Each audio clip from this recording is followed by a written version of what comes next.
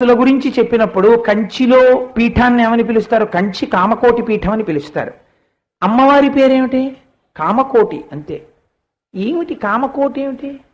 కామకోటి అంటే కామహ అంటే మన్మధుడు కాబట్టి కోటి మంది మన్మధుల యొక్క అందముతో కూడినటువంటి అమ్మవారన దేని గురించి మాట్లాడుతున్నారు మీరు? కామకోటి అంటే ఇది మీకు అర్థమైతే మీరు గొప్ప ధన్యతని పొందేసే మార్గాన్ని మూకశంకరులు ఈ శ్లోకంలో చూపిస్తున్నారు. కామకోటి అన్న మాటకు ఒక అర్థం ఉంది. కంచి వెళ్ళిన వాళ్ళు కామాక్షి దేవాలయాన్ని ఎంత పవిత్రంగా దర్శనం చేస్తారో కామకోటి పీఠాన్ని కూడా అంతే గౌరవంతో అంతే భక్తితో దర్శనం చేస్తారు. అందున 68వ పీఠాధిపతులైన చంద్రశేఖరేంద్ర సరస్వతి స్వామి వారు పీఠాధిపత్యంలో ఉన్నప్పుడు నడిచే దేవుడే.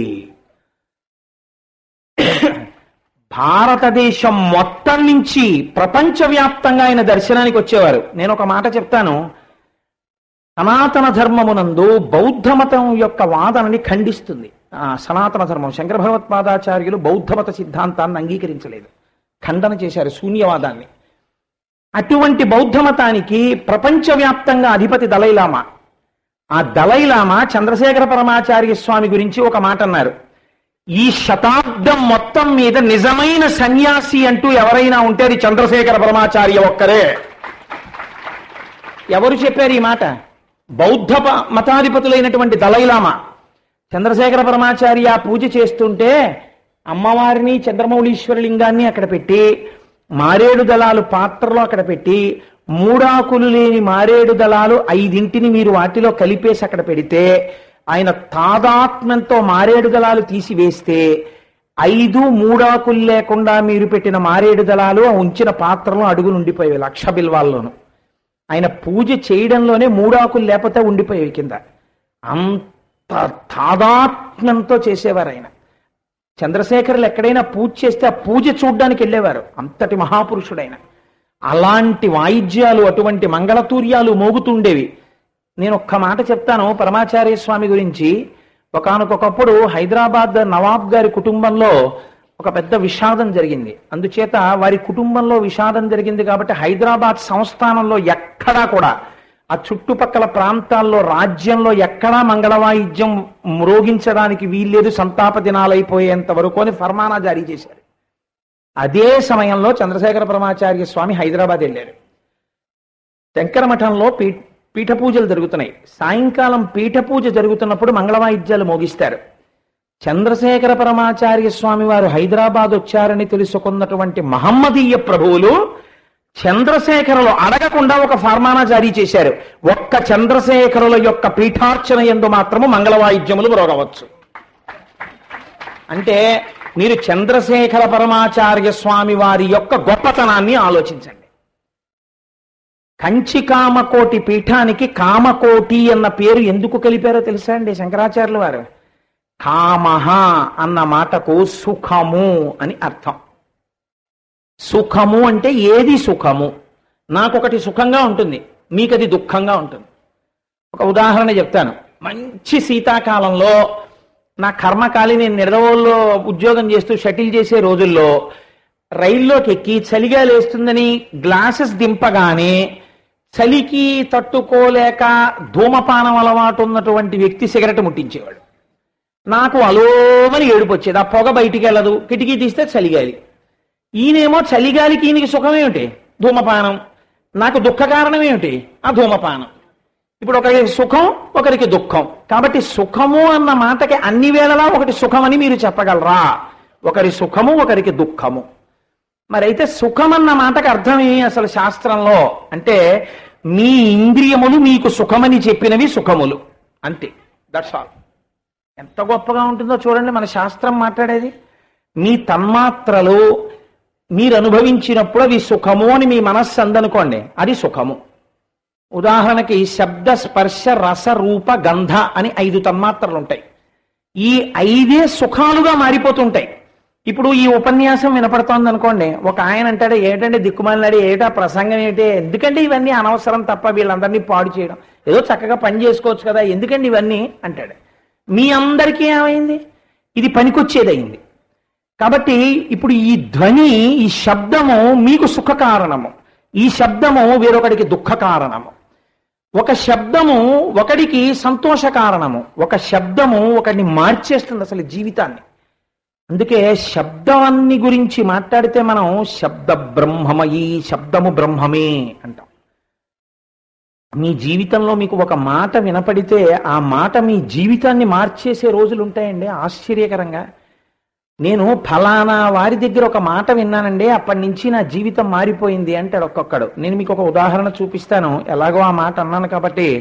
రాజా రామ్మోహన్ రాయ్ యొక్క జీవితం అంతా మారిపోవడానికి కారణం ఒకే ఒక కేక. తెలుసా అండి? మీరు రాజా రామ్మోహన్ రాయ్ ఆటోబయోగ్రఫీ చదివితే ఆశ్చర్యపోతారు. రాజా రామ్మోహన్ రాయ్కి అన్నయ్య గారు ఉండేవారు, మంచి ఆరోగ్యవంతుడు. వదిన గారు ఉండేది. ఒక కొడుకుని ఎలా చూస్తుందో తల్లి అంత ప్రేమగా చూసేది ఆవిడ మరిదిని. హఠాత్తుగా ఏ అనారోగ్యం లేకుండా ఆయన గుండెపోటు వచ్చి అన్నగారు చచ్చిపోయాడు రోజున. వదిన గారు మంచి యవ్వనంలో ఉంది, ఇంకా పాపం వాళ్ళకి పిల్లలు కూడా లేరు. ఆ రోజుల్లో సతీ సహగమనం అమల్లో ఉంది. భర్త చచ్చిపోతే భర్త యొక్క చితి మీద భార్య కూడా దూకేయాలి అనేటటువంటి ఒక గట్టి నమ్మకంతో కూడినటువంటి ఆచారం ఆ రోజుల్లో పాటించేవారు. దాని మీద ఈవిడ్ని కూడా భర్త శవంతో పాటు బాబోయ్ నన్ను తీసుకెళ్లొద్దని చెప్తున్నా కూడా వినకుండా కలిపి కట్టేసి తీసుకెళ్లిపోయారు. ఏడుస్తూ రాజా రామ్మోహన్ రాయ్ వెనకాల వెళ్ళాడు. ఈవిడ్ని చితి మీద పెట్టేసి ఆవిడ భర్తతో పాటుగా అగ్ని సంస్కారం చేస్తే రాజా రామ్మోహన్ రాయ్ని ఉద్దేశించి ఆవిడ చితిమించి లేస్తున్నప్పుడు ఆవిడ్ని తోసేసినప్పుడు మంటల్లో కాలిపోతూ అరిచిన అరుపులు రాజా రామ్మోహన్ రాయ్ జీవితాంతం గుర్తుండిపోయాయి. సతీ సహగమన నిషేధమే తన జీవిత ప్రయోజనంగా తన జీవితాన్ని నడిపించుకుని ఆ చట్టం తేవడానికి అంత ఉద్యమం చేశాడు తన వదిన కేకకి. ఇప్పుడు చెప్పండి, శబ్దము బలవత్తరమైనది అవునా కాదా? మన శాస్త్రాలు అందుకే అంత జాగ్రత్తగా మాట్లాడతాయి. శబ్దము ప్రతివాడు చేస్తాడు. తేరగా దొరికేది ఏమిటంటే నోరొక్కటే. పనికి మాలిన మాటలు మాట్లాడే వాళ్ళందరి పక్కకి మీరు చేరారనుకోండి, మీ జీవితాలే పాడైపోతాయి. తత్సంగత్వే నిస్సంగత్వం నిస్సంగత్వే నిర్మోహత్వం నిర్మోహత్వే నిశ్చలతత్వం నిశ్చలతత్వే జీవన్ముక్తి. నోరు విప్పితే పనికొచ్చే మాట మాట్లాడేటటువంటి వాడితో మీరు కలిశారనుకోండి, తెలియకుండానే మీ జీవితాలు మంచి మార్గంలోకి వెళ్ళిపోతాయి. కాబట్టి శబ్దము చాలా ముఖ్యము. కానీ ఆ శబ్దమే మీకు సుఖహేతు అయిపోయింది అనుకోండి, అస్తమానం పాటలు వినడం, దానికి అర్థం పర్థం ఉండదు. రోడ్డు మీద 2 వీలర్ డ్రైవ్ చేస్తూ కూడా బనీన్లో ఓ టేప్ రికార్డర్ ఏదో పెట్టుకుని ఇయర్ ఫోన్స్ పెట్టుకోవడం, వాడు చేస్తాడు, రెండో వాడిని చంపుతాడు. ఇప్పుడు ఏమైంది? ఆ సుఖము వినాశహేతువై కూర్చుంది. ఇలా శబ్దము చేత కొన్ని వేల సుఖములు. ఆ పాట నాకు సుఖము, ఈ మాట నాకు సుఖము, ఫలానా డైలాగు నాకెంతో సంతోషము. ఇలా మీరు శబ్దము చేత సుఖములు పొందుతున్నారు. మీకు ఏ శబ్దములు సుఖములుగా అనిపిస్తున్నాయో అవి కొన్ని కోట్లున్నాయి, మీకు తెలియక్కర్లేదు. స్పర్శ, మీకు కొన్ని కొన్ని స్పర్శలు సుఖహేతువులు, కొన్ని కొన్ని స్పర్శలు బాధాకరములు. ఎండగా ఉందనుకోండి, బా చచ్చిపోతున్నానండి అంటాడు. ఏసీలోకి పంపించారనుకోండి, భయ హాయిగా ఉందండి అంటాడు, చల్లటి గాలి తగిలింది. అలా స్పర్శ చేత సుఖములు.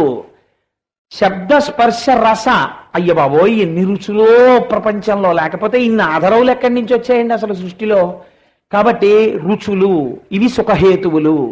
శబ్ద స్పర్శ రస రూప, వాడి కంటికి నచ్చేవి ఎన్నుంటాయో నచ్చనివి ఎన్నుంటాయో. రూప గంధ, వాడికి నచ్చే వాసనలు ఎన్నో నచ్చని వాసనలు ఎన్నో.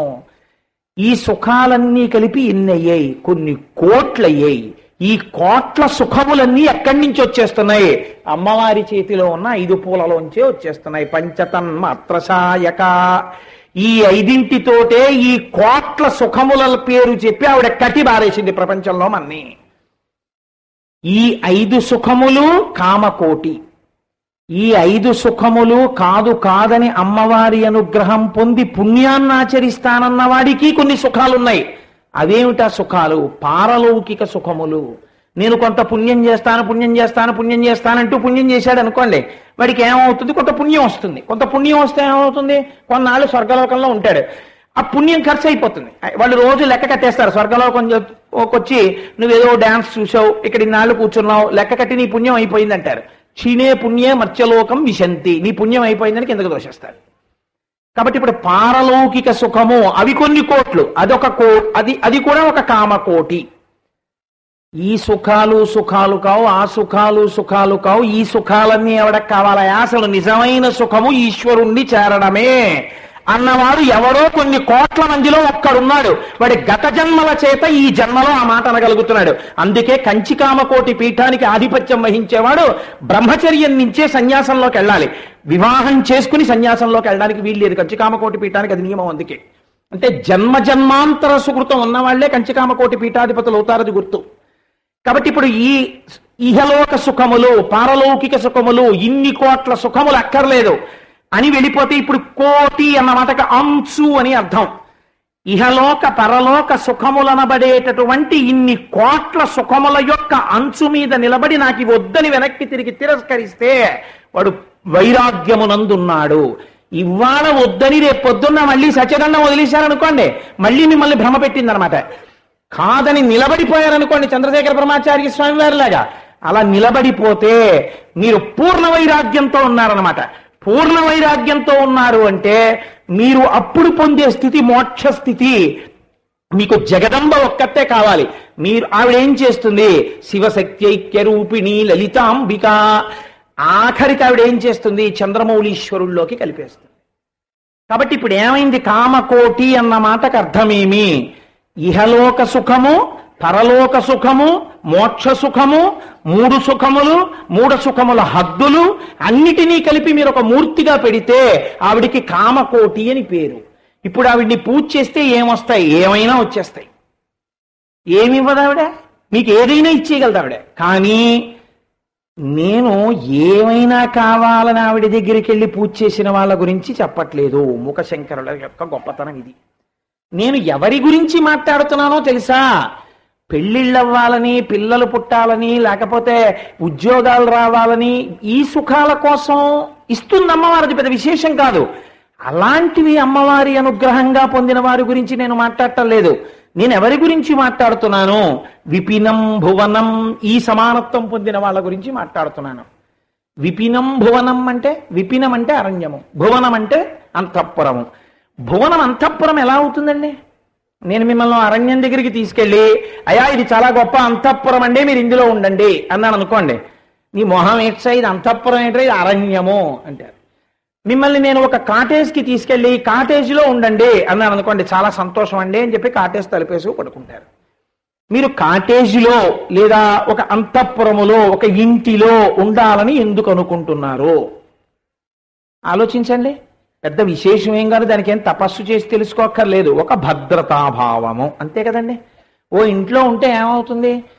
ఏదైనా మర్చిపోతారు. రాత్రి మంచినీళ్ళు తాగడం మర్చిపోవచ్చు, షుగర్ టాబ్లెట్ వేసుకోవడం మర్చిపోవచ్చు, బీపీ టాబ్లెట్ వేసుకోవడం మర్చిపోవచ్చు, లైట్లు ఆర్పడం మర్చిపోవచ్చు, ఫ్యాన్లు మర్చిపోవచ్చు, గ్యాస్ కట్టడం మర్చిపోవచ్చు.